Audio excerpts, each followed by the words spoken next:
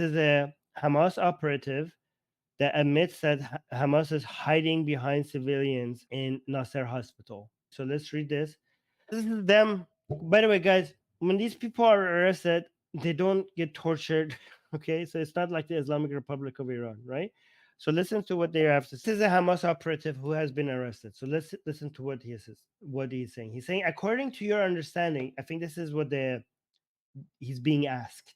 According to your understanding and knowledge, how many hostages were held at the Nasser hospital during the war?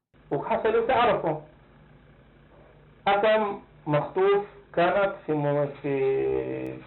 مستشفى ناصر وقت الحرب.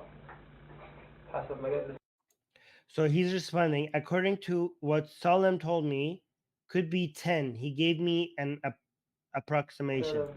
بيجوز يعني 10 قال لي يمكن تقريبا. دشك من ساعة.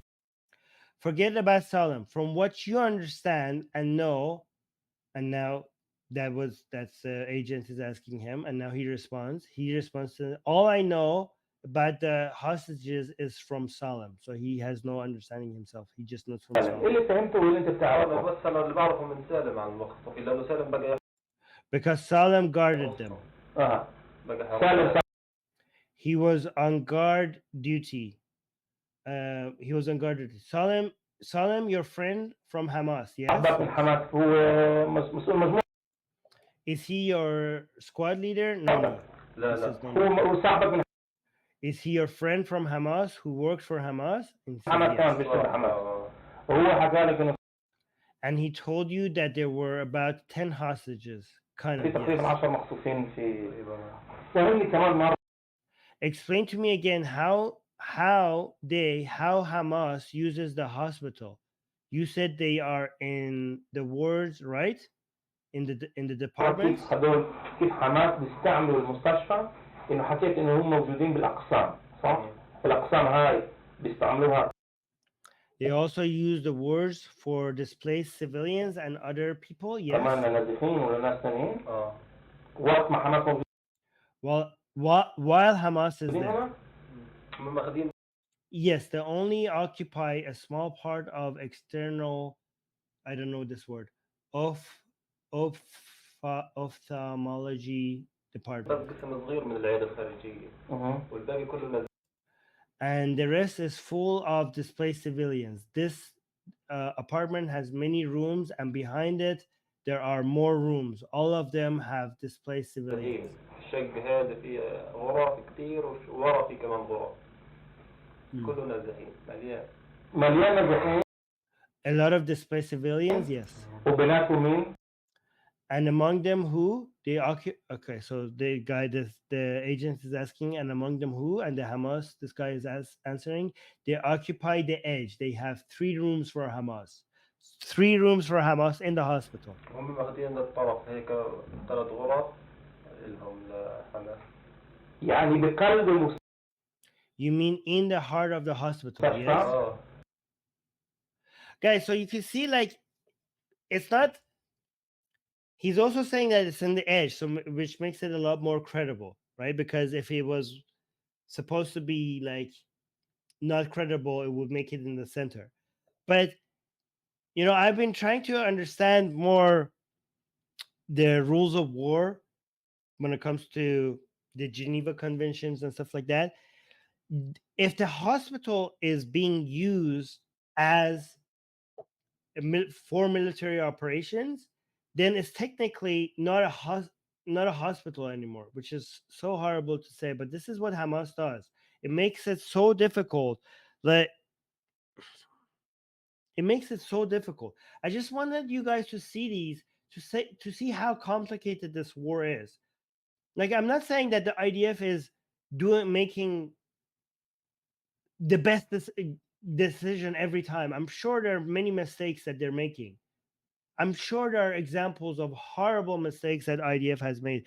But I just want you to also understand that this is very complicated. This is the IDF, as even though it has made mistakes, no army ever in modern history has done more than the IDF to try to reduce civilian casualties. And everybody, like the people who are against it, anti-Israel, they're just outside judging and like, oh, look at the civilians are dying. Yes, blame Hamas. You wouldn't. Don't act like this is a simple thing. Don't act like it's easy, like that you know for sure that Israel is every single time the IDF military is capable of reducing civilian casualties, but they're not on purpose. The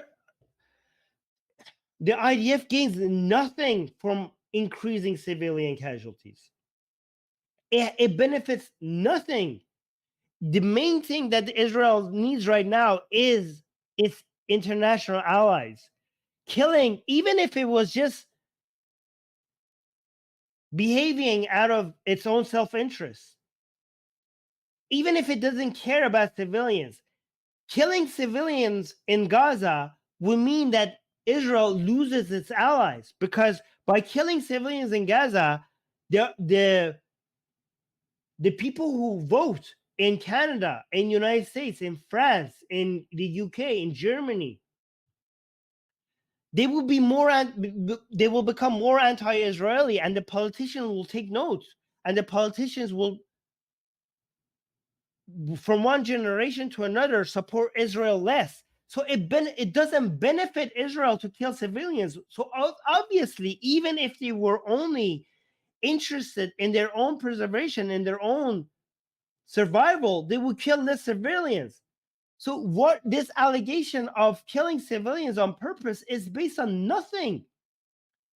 It's so obvious to look at the situation and to see that the only reason why civilian casualties are this high is because Hamas is trying to make it so.